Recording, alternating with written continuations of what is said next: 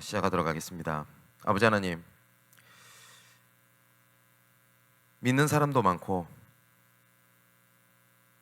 또한 믿으려고 하는 사람도 예비되어 있지만 무엇을 믿는지, 무엇을 믿어야 되는지, 무엇을 증거해야 되는지 전도운동이 끊어진 시대가 되었습니다.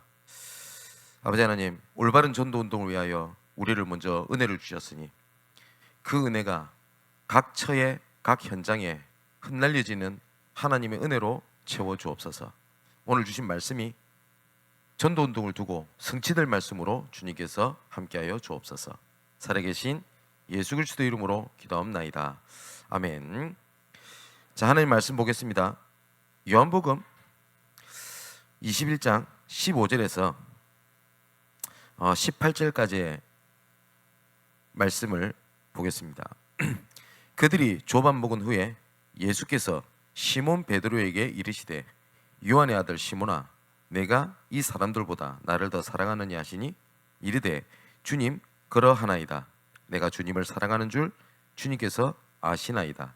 이르시되 내 어린 양을 먹이라 하시고 또 두 번째 이르시되 요한의 아들 시몬아, 내가 나를 사랑하느냐 하시니 이르되 주님, 그러하나이다. 내가 주님을 사랑하는 줄 주께서 아시나이다. 이르시되 내 양을 치라 하시고 세 번째 이르시되 요한의 아들 시몬아, 네가 나를 사랑하느냐 하시니 주께서 세 번째 내가 나를 사랑하느냐 하심으로 베드로가 근심하여 이르되 주님, 모든 것을 아시오매 내가 주님을 사랑하는 줄을 주님께서 아시나이다. 예수께서 이르시되 내 양을 먹이라. 내가 진실로 진실로 내게 이르노니 네가 젊어서는 스스로 띠띠고 원하는 곳으로 다녔거니와 늙어서는 내 팔을 벌리리니 남이 내게 띠띠우고 원하지 않는 곳으로 달려가리라. 아멘. 오늘 본문은 잘 아는 본문이죠. 이때 예수님께서 뭐라고 말씀하셨냐?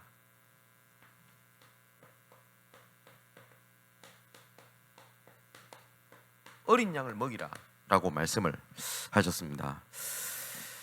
여러분 혹시 내가 나름대로 사역을 하고 전도를 하려고도 하고 그러는 가운데 여러 가지 상황 혹은 현실, 그 다음에 여러 가지 막히는 일들, 이런 것 때문에 힘도 빠지고 그 다음에 열심히 나름대로 해왔던 것이 의미가 없고 그 다음에 다 그냥 무너진 것 같고 그렇게 상실되고 그리고 느끼고 있는 분들 혹시 있으십니까? 아마 그럴 수도 있을 겁니다. 저도 부교육자 시절에 사역도 하고 그리고 신방도 하고 열심히 하는데 순간마다 어떤 일이 좀 생기게 되냐니까 이것이 내가 해야 되는 일인가?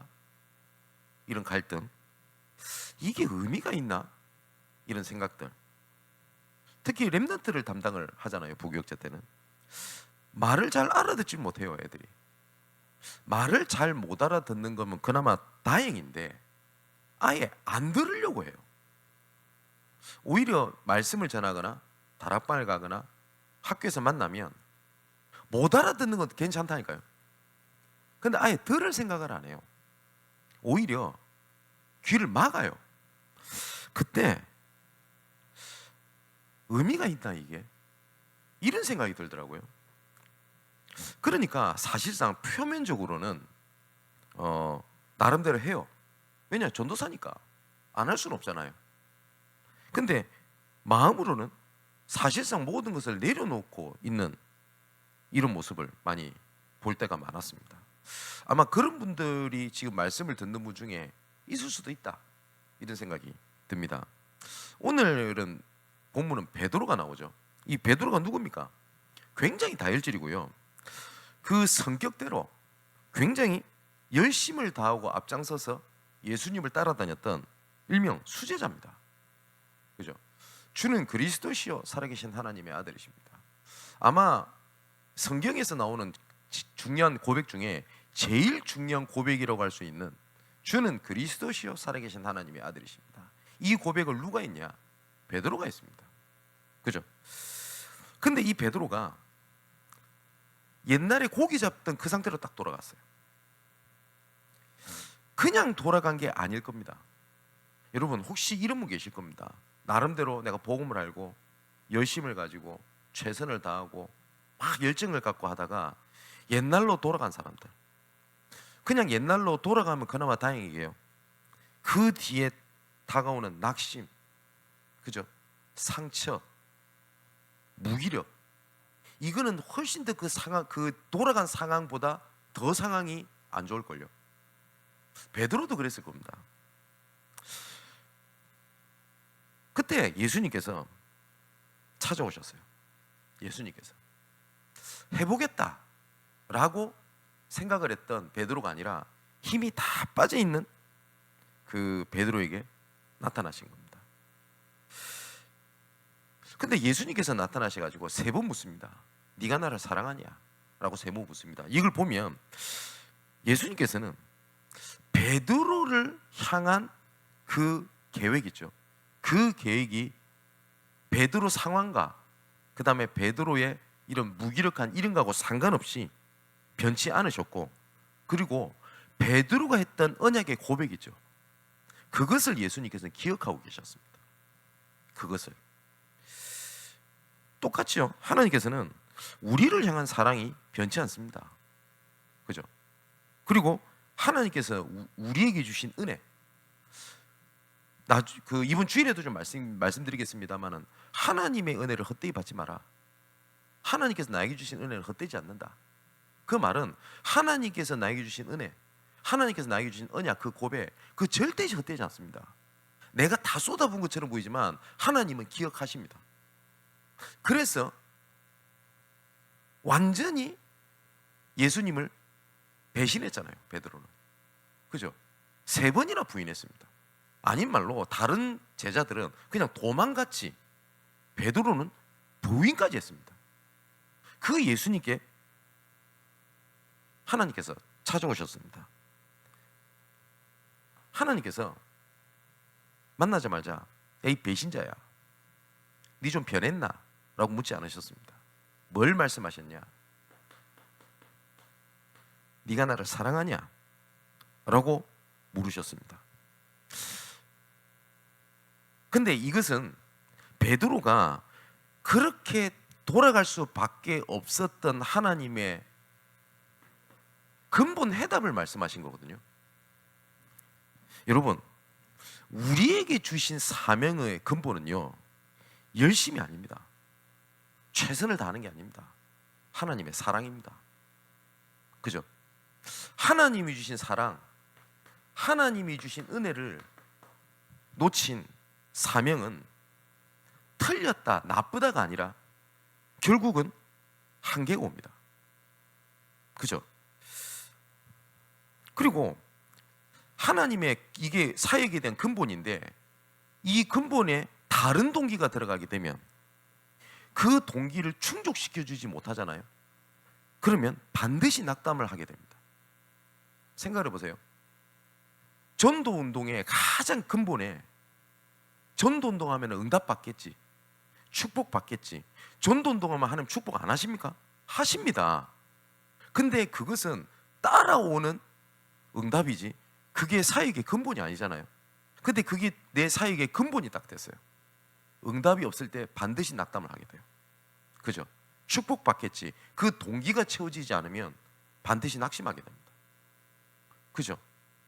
어떤 목적을 달성하지 못하면 반드시 한계가 옵니다. 그래서 예수님께서 말씀하신 겁니다. 네가 나를 사랑하냐? 그죠? 예수님께서 베드로를 부르실 때 하셨던 말씀입니다. 마태복음 4장 19절에 나를 따라오너라, 내가 너희를 사람을 낚는 어부가 되게 하겠다, 따라와라 라고 말씀하셨습니다. 그런데 여기에 베드로의 그리고 제자들의 동기가 들어있던 것은 확실합니다. 왜 그러냐니까 누가복음 9장 46절에 48절에 보니까 제자들 중에서 변론이 일어나서 크게 싸우게 돼요. 어떤 싸움이 오게 되냐? 제자들 중에 누가 크냐라고 하는 싸움이 일어나게 됩니다. 여기 보면 제자들이라고 되어 있어요. 그럼 이 제자들이 순수하게 예수님이 따라간 게 아니라는 것을 보여주잖아요. 그죠? 그리고 그 마태복음 28장 20절에서 보면 세베대의 아들, 그러니까 이 형제가 예수님의 제자가 있었거든요. 그게 야고보와 요한입니다. 그 세베대의 아들 그 요한과 그 다음에 야고보의 어머니가 예수님께 나와가지고 뭐라고 말씀하시냐? 주의 나라가 임하게 되면 우리 아들 하나는 오른쪽에, 우리 왼쪽에는 우리 다른 아들을 앉게 해 주십시오 라고 얘기를 합니다. 아마 예수님께서 오신 최초의 치맛바람이 아니겠나 라는 생각이 듭니다. 그때 예수님께서 뭐라고 말씀하시냐? 내가 주는 잔 마실 수 있겠냐? 라고 얘기를 하셨습니다. 그랬더니 예, 마실 수 있습니다 라고 얘기를 해요. 제가 봤을 때는 순수한 것은 아닌 것 같습니다. 근데 그 증거가 뭐냐니까, 그 얘기를 듣고 성경이 뭐라고 돼 있냐? 제자들이 그 얘기를 듣고 분이 여겼다라고 돼 있습니다. 분이 여겨가지고 뭐라고 하냐? 화를 내는 겁니다.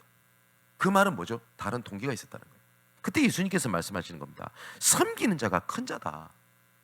섬기는 자가, 너희 중에 크고자 하는 자는 작아질 것이요 작은 자가 큰 자다 라고 말씀을 하십니다. 이때 그 베드로가 들었던 예수님의 말입니다. 나를 따르라 라는 겁니다. 여기에는 분명히 베드로에게 이것이 있었던 건 사실인 것 같습니다.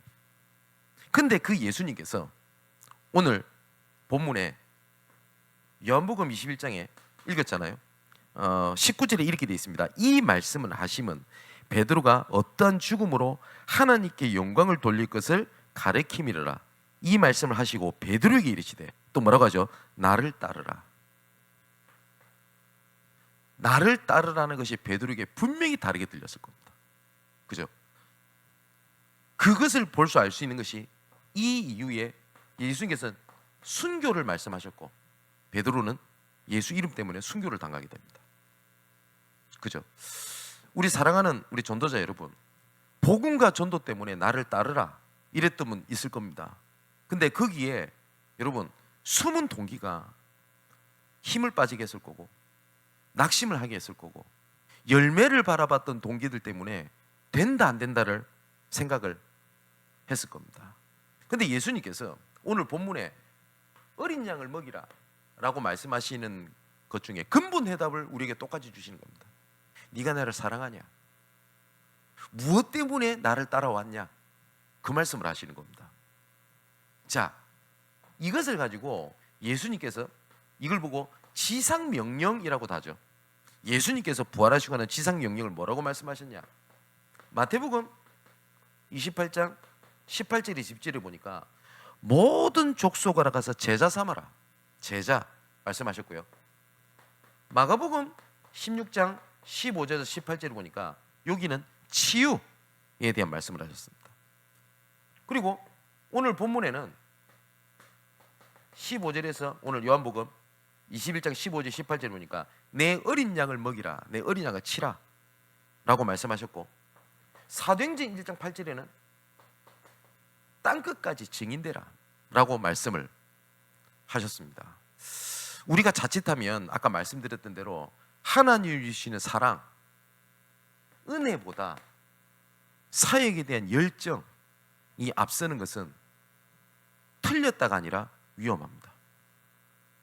여러분, 하나님이 주신 은혜가 넘쳐서 그 은혜가 충만하여져서 흩날리게 되는 은혜가 있게 되기를 주님의 이름으로 축원을 드립니다.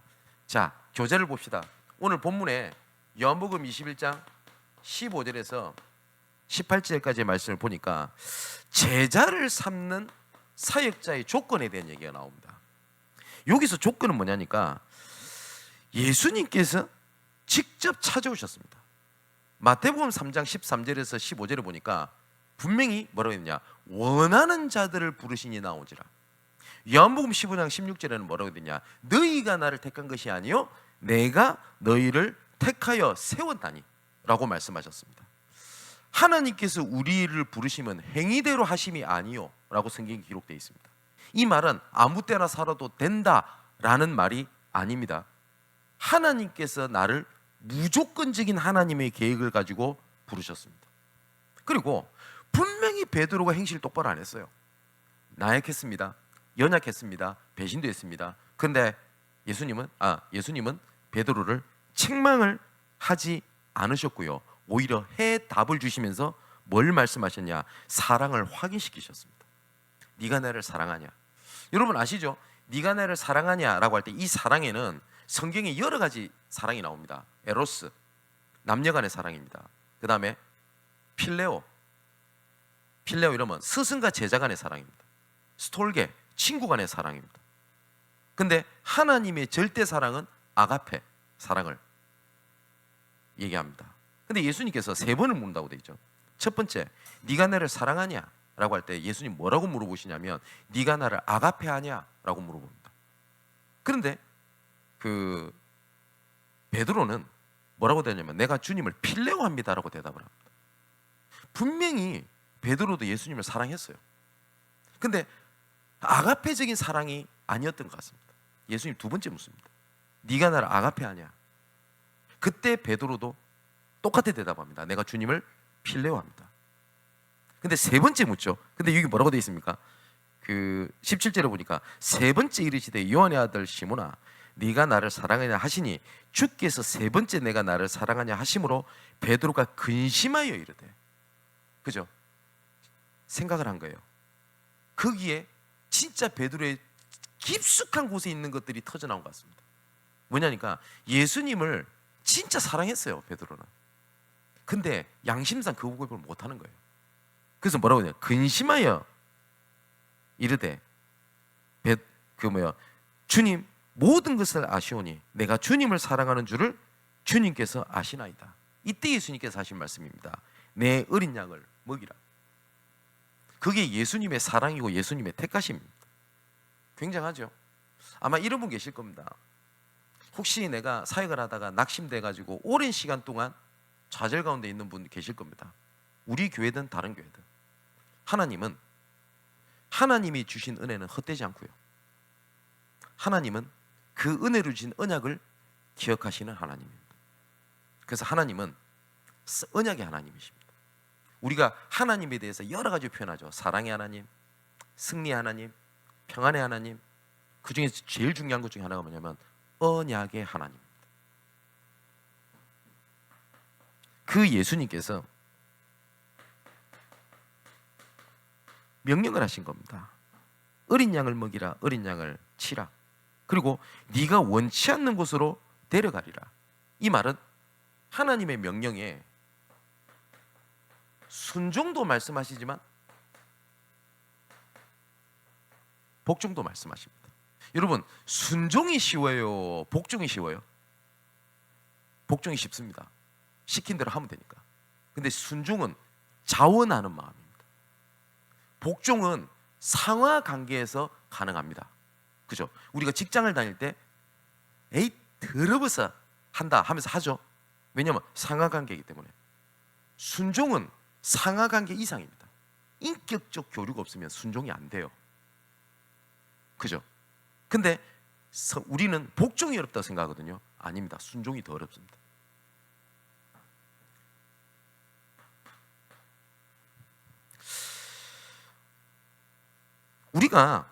우리 교회 예를 들어서요, 내 자신이든 교회든 현장에 응답이 많고 뭐 역사가 좀 많이 일어나서 뭐 사람도 많이 몰려지게 되고 그러면서 뭐 경제적이라든지 재정적으로 풍부해지면 뭐 나쁠 건 없겠죠. 근데 그렇게 되면 분명히 다른 동기를 가진 사람들도 몰려들게 됩니다. 예수님이 증거를 보이실 때 제자도 왔지만 동기를 가진 자도 왔습니다. 그 중에 하나가 누구죠? 가룟 유다입니다. 그러면 이런 다른 동기들 온 사람들은 필요 없다, 버리자라는 게 아닙니다. 우리는 끝까지 순수한 복음, 순수한 전도, 이 속에 있으면 하나님은 분명히 똑같은 자를 만나게 하십니다. 우리가 유유상종이라고 있죠. 도다리는 도다리끼리 만납니다. 내가 진짜 순수한 복음, 순수한 전도에 대한 올바른 동기, 올바른 영적 상태면 그런 사람이 반드시 붙습니다. 여러분, 제가 2차 가해를 하려는 건 절대 아닙니다. 왜 나는 사기꾼만 붙습니까? 이런 분 계십니다. 왜 내 인생에 왜 자꾸 나를 이용해 먹는 사람만 있습니까? 이런데 누가 그러죠? 한 번 속는 건 안타까운 일이지만 2번 속는 건 바보고 3번 속는 건 같은 편일 수 있다라고 안 합니까? 왜 내 주변에 왜 사기치는 사람이 많습니까? 라고 할 때 탓을 하면 답 없어요. 뭐죠? 내 영적 상태입니다. 왜 난 제재가 안 붙습니까? 뭐 때문에, 핍박 때문에, 누구 때문에 뭐 결국 안 된다? 아닙니다. 그래서 예수님께서 그 순수한 걸 말씀하셨습니다. 네가 나를 사랑하냐? 베드로가 이 예수님께서 나타나서 하시는 고백 이전에 많은 것들을 했어요. 많은 헌신도 했습니다. 맞죠? 그런데 예수님께서는 그걸 묻지 않으셨어요. 근본을 물었어요. 네가 나를 사랑하냐? 내가 서론에 이런 말씀 드렸잖아요. 혹시 베드로처럼 저도 예전에 있었던 얘기 있지 않습니까? 번아웃이 왔고 지치고 그런 분들, 예수님께서 이렇게 물으시면 뭐라고 대답할 수 있을 것 같습니까? 네가 나를 사랑하냐?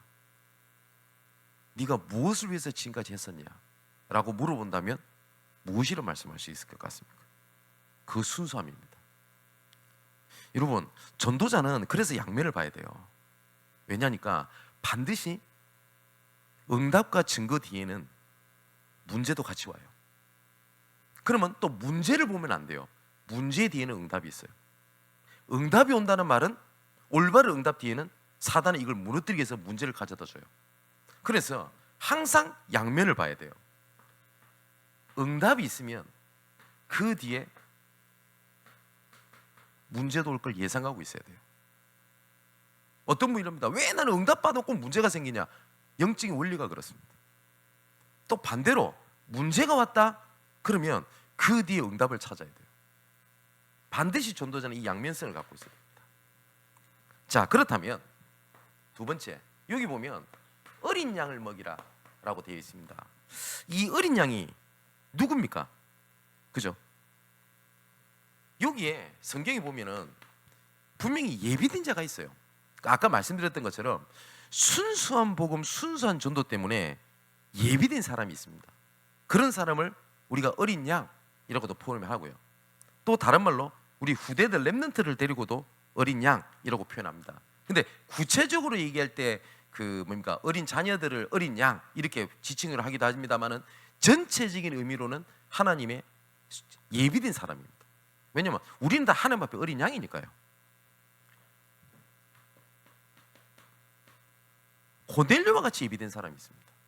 그죠? 그리고 이디오페 네시 같은 이런 사람들도 있었습니다.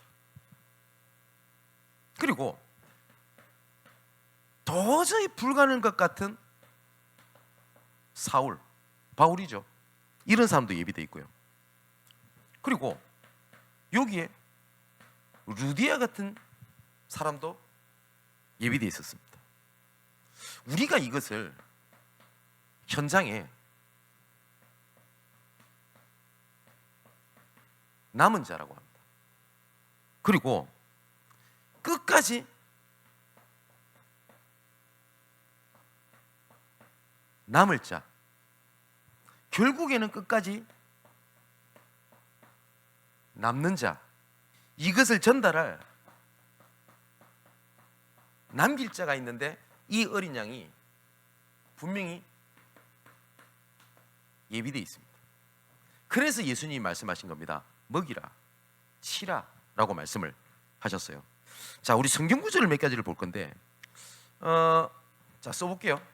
찾아보시기 좋을 것 같아요. 시편 147편 2절에서 5절의 말씀 보니까 이렇게 되어 있습니다.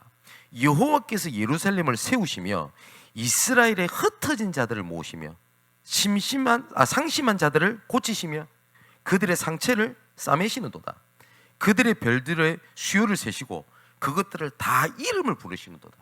흩어진 자를 모으시는데 하나님께서는 그들을 치유하시고 상처를 싸매 주시는데 그것들을 다 이름대로 부르신다고 되어 있어요. 그러면 하나님이 명확하고 정확하고 완벽하게 알고 이름까지 부르시면서 예비 두셨다는 말이죠. 우리 주는 위대하시며 능력이 많으시며 그의 지혜가 무궁하시도다 라고 되어 있습니다. 또 에스겔서 20장 41절의 말씀 보니까 이렇게 되어 있습니다. 내가 너희를 인도하여 여러 나라 가운데서 나오게 하고 너희가 흩어진 여러 민족 가운데서 모아낼 때에 내가 너희를 향기로 받고 내가 또 너희로 말미암아 내 거룩함을 여러 나라의 목전에서 나타내게 될 것이다. 여기도 보니까 흩어진 남은 자 말씀하셨고요. 로마서 11장 5절의 말씀 보니까 그런즉 이와 같이 지금도 은혜로 택하심을 따라 남은 자가 있느니라. 분명히 은혜로 말미암아. 그리고 고린도전서 1장 2절에도 이렇게 되어 있습니다. 고린도에 있는 하나님의 교회 곧 그리스도 예수 안에서 거룩하여지고 성도라 부르심을 받은 자들과 또 각지에서 우리 주 곧 그들과 우리의 주 되신 예수 그리스도의 이름을 부르는 모든 자들에게 라고 되어 있죠. 부르심을 받은 자 이렇게 되어 있습니다. 그리고 요한복음 11장 52절에도 보니까 또 그 민족을 위할 뿐 아니라 흩어진 하나님의 자녀를 모아 하나가 되게 하기 위하여 죽으실 것을 미리 말씀하시니라. 예수님께서는 뭐요?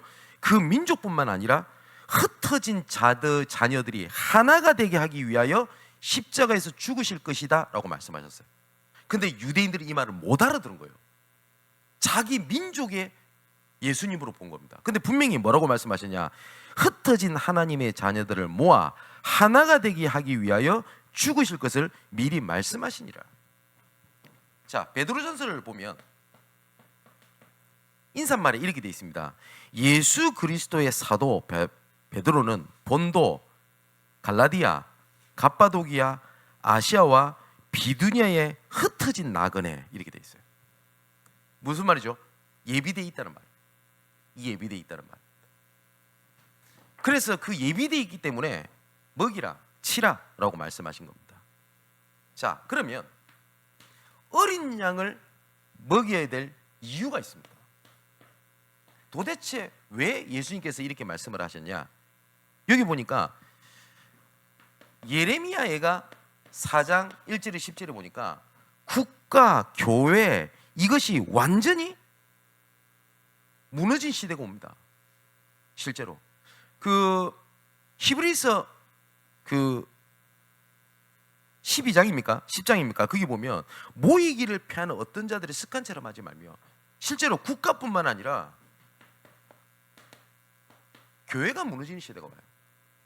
그 무너지는 시대가 약간 순서를 좀 바꿔서 보면 좋을 것이 교회 성장의 최대의 길 이래가지고 교회 시급한 문제 이렇게 돼 있죠. 근데 왜 그러냐니까 예레미야 애가 1절 10절을 보니까 요 내용이 그대로입니다. 산모의 영향 실조 예를 든 겁니다. 버려진 유아, 발육치 않는 아이, 혼자 방에 앉아있는 아이, 부모의 외도 바람난 주부, 세상에 빠진 아버지.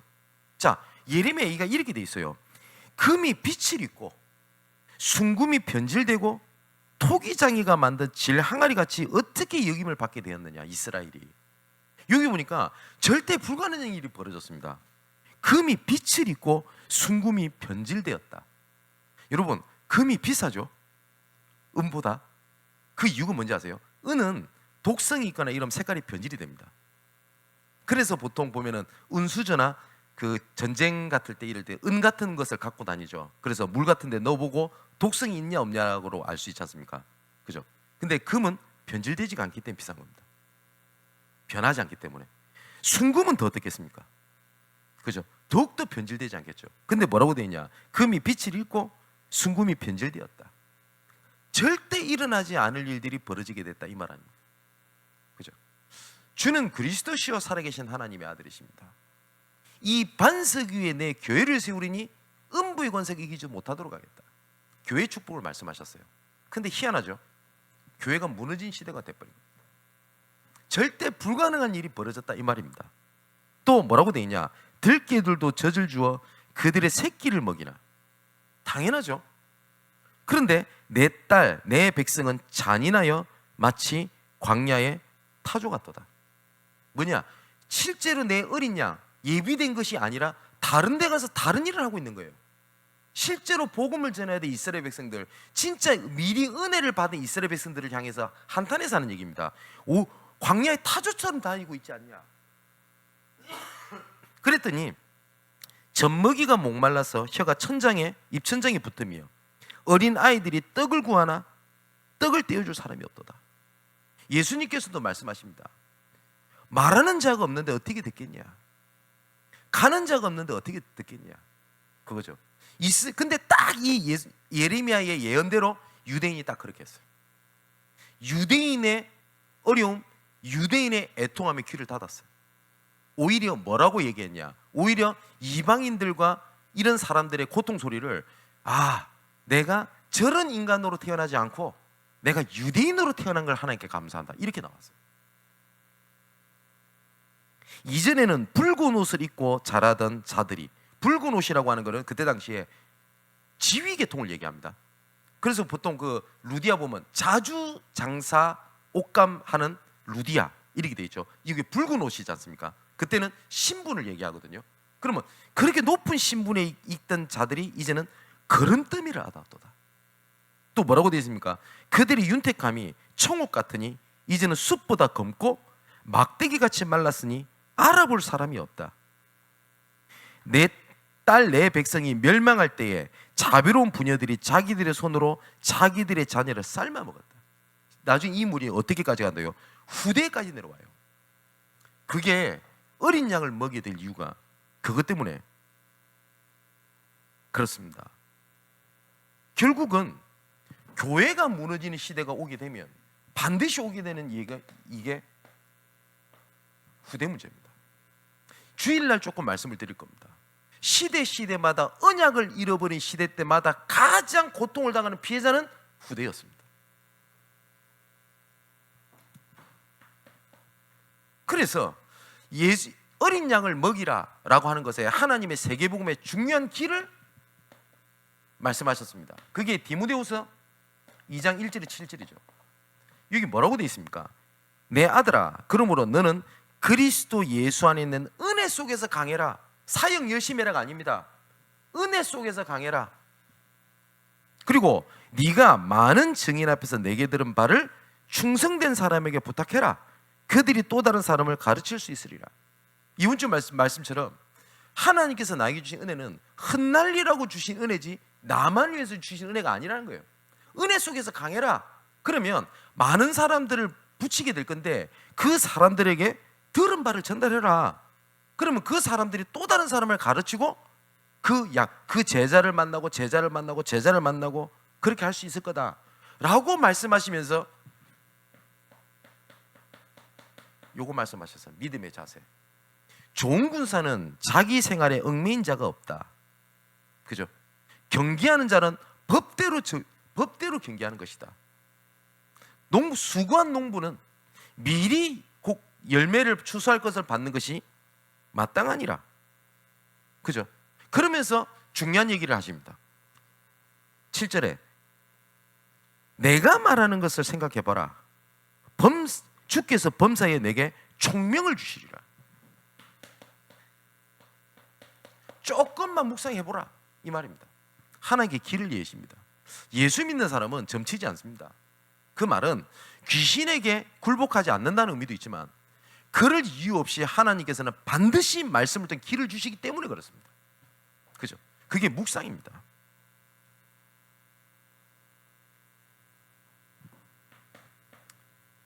세 번째로 아까 말씀드렸던 것처럼요, 시급히 해결해야 될 문제를 말씀을 드렸죠.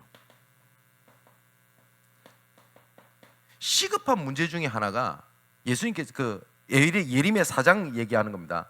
제일 중요한 게 뭐죠? 광야의 타조가 또다. 하나님께서 먼저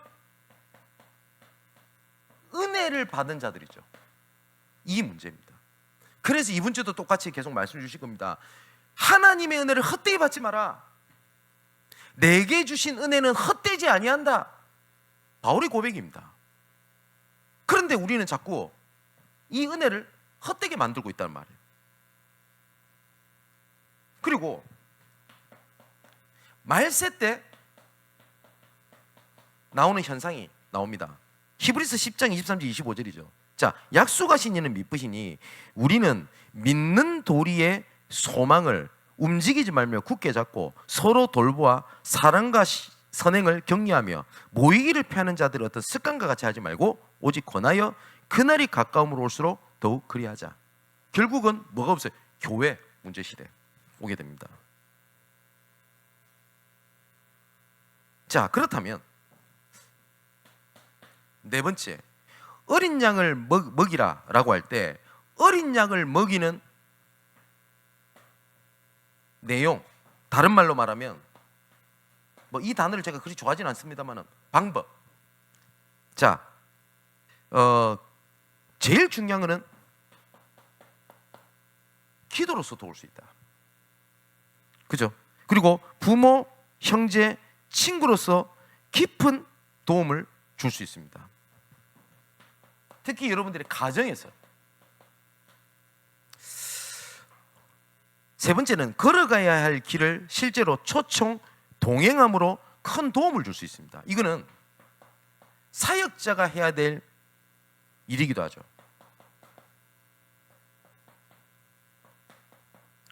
네 번째는 편지로서 급한 위기와 갈등을 해소시켜 도와줄 수 있습니다. 이거는 다른 말로 말하면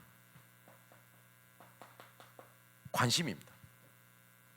그리고 다섯 번째 보니까 만나지 못하는 동안 책자나 읽을 거리를 통해서 상당한 도움을 줄 수도 있습니다. 이거는 더 쉬운 말로는 자료입니다.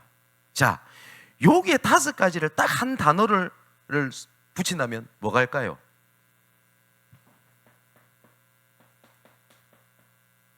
관심입니다. 그죠? 한번 조금만 사랑의 관심을 하나님께서 붙인 사람을 가져보십시오.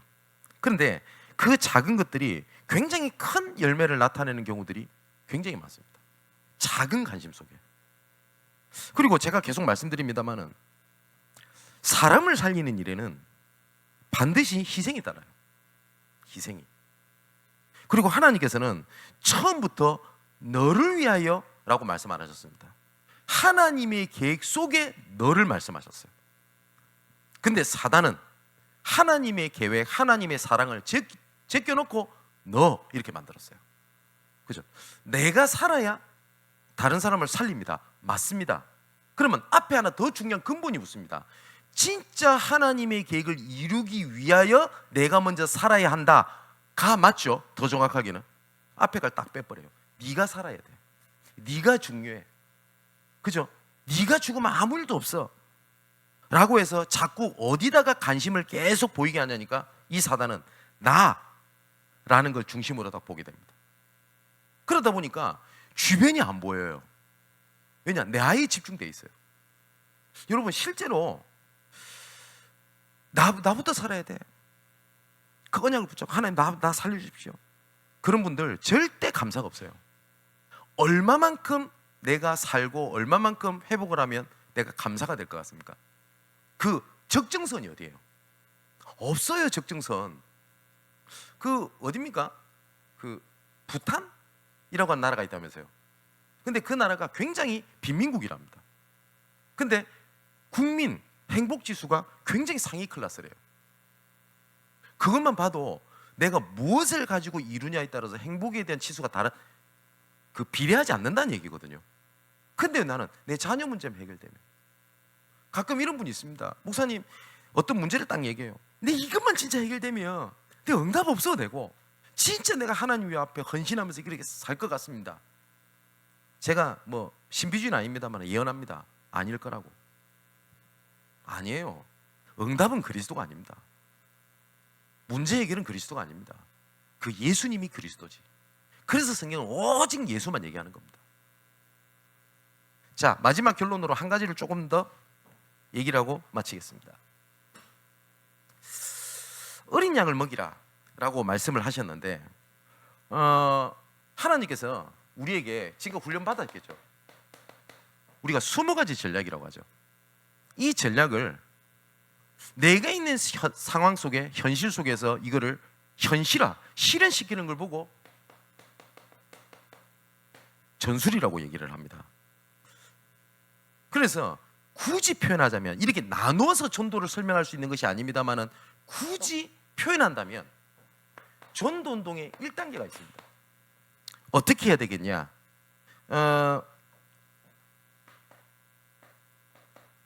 날을 정하십시오. 현장의 날. 아니, 모든 날을 그렇게 잡아야 되는 거 아닙니까? 예, 맞습니다.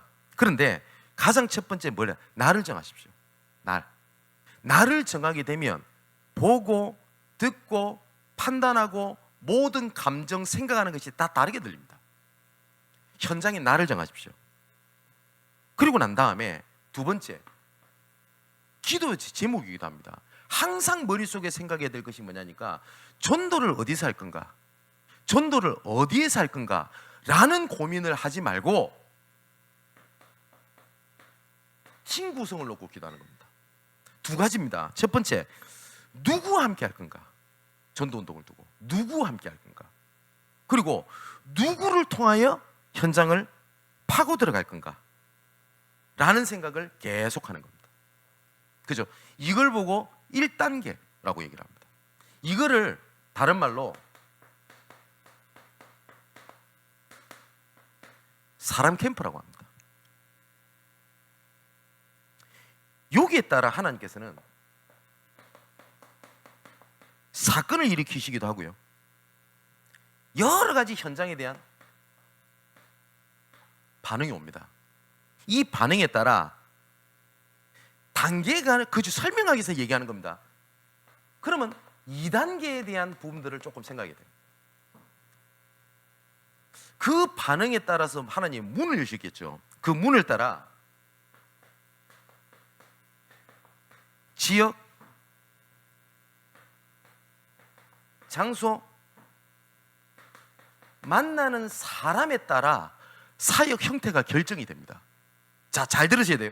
여기서 형태가 결정이 되는 거예요. 그런데 우리는 거의 대부분이 어떻게 하냐니까, 내가 이렇게 해야 되겠다라고 하는 모든 형태를 결정시켜 놓고 인도를 받으려고 해요. 그러니까 성령 인도를 제한시키는 겁니다. 자, 어린이 사역이다 할 때, 어린이 사역은 어린이 사역을 구체적으로 돕기 위해 수 있는 발판이지 그게 동기가 되면 안 돼요. 제가 몇 번 간증을 드렸지 않습니까? 예전에 안산 예전교회에서 선교사님들 모아놓고 선교사 전도 캠프를 했습니다. 그때 어떤 선교사님의 포럼이었습니다. 저는 어린이를 너무나 사랑합니다. 그래서 저는 항상 어린이만 보고 삽니다.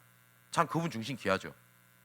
그래서 이번 전도 캠프 때도 오직 어린이만 보고 다녔습니다. 여러분 어떻게 들리십니까? 저는 꽤 오래전 일인데 그 포럼 딱 듣자마자 딱 들었던 생각이 뭐냐니까, 나쁘든 좋든 좋은 거다도 동기. 그죠? 그건 선한 동기긴 합니다. 그런데 그게 어떻게 돼요? 많은 부분을 제한시킵니다. 그때 하나님께서 예비된 사람이 어른이면 어떡할 거예요? 그죠? 이래 놓고 그 형태에 따라 지교를 하나씩 응답을 받는 겁니다. 여기서 중요한 게 지속입니다. 그렇다면 세 번째 단계가 올 겁니다. 계속 말씀드립니다만은 설명을 하기 위해서 1단계, 2단계, 3단계로 설명을 한 거지만, 이게 어쩔 때는 이 단계적으로 이렇게 확인하고 들어갈 수도 있고, 전체가 한꺼번에도 하나님께서 일을 진행하실 수도 있습니다. 이 단계는 뭐냐니까, 지속하기 위한 단계입니다. 지교에 열려지게 되면 모든 지금까지 받았던 은혜, 지금까지 받았던 모든 훈련을 적용을 시키는 겁니다. 아, 이래서 다락방이 이렇게 되는 거구나. 아, 팀사역은 이래서 하는구나. 아, 이래서 미션으로 필요한구나. 이렇게 되는 겁니다. 그리고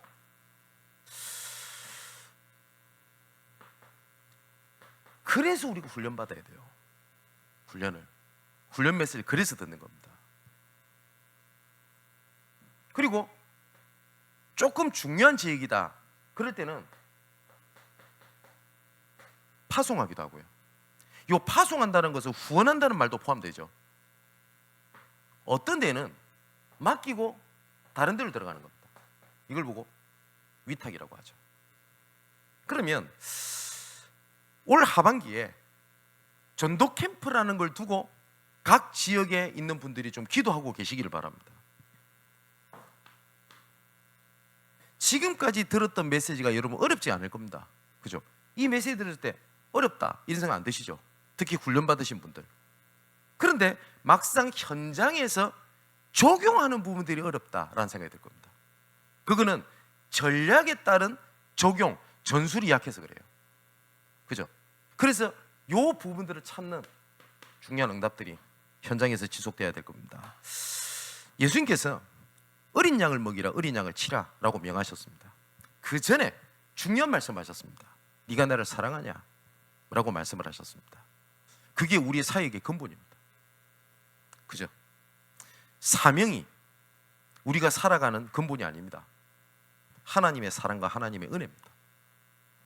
그때 영원히 지치지 않는, 헛되지 않는, 낙심치 않을 하나님의 열매를 주시게 되는 겁니다.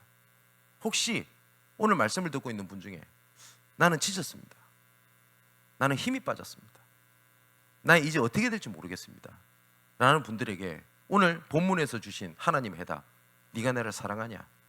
라는 것에 대한 정말 해답을 가지고 새롭게 일어나 빛을 발하는 여러분 되시기를 주님의 이름으로 축원을 드립니다. 기도하겠습니다. 지금도 예수께서 나를 사랑하냐? 라고 물으시는 그 질문에 내가 주님을 사랑합니다 라고 고백할 수 있도록 하나님의 사랑과 하나님의 은혜가 우리 삶의 모든 곳에 넘치게 하여 주옵소서. 하나님께서 우리에게 주신 사랑과 은혜는 헛되지 아니하고 반드시 이루시는 하나님의 언약인 줄 믿습니다. 전에는 은혜를 받았지만 지금은 안 되고 있다 라는 속임수에 쏙지 않게 하시고, 하나님의 은혜가 절대로 헛되거나 우연이거나 없어지지 아니하는 언약의 하나님임을 우리에게 나타내 주옵소서. 내 어린 양을 먹이라, 내 어린 양을 치라고 말씀하신 것처럼 하나님의 예비된 어린 양을 예비 두신 줄 믿습니다. 그 어린 양을 바라본 전체를 살리는 언약 속에 나, 교회, 현장을 보는 영원한 망대를 세우게 하여 주옵소서. 살아계신 예수 그리스도 이름으로 기도하옵나이다. 아멘. 자, 오늘 주신 말씀 붙잡고 2, 3분 동안 우리 기도하다가 자유롭게 인도받도록 하겠습니다. 기도합니다.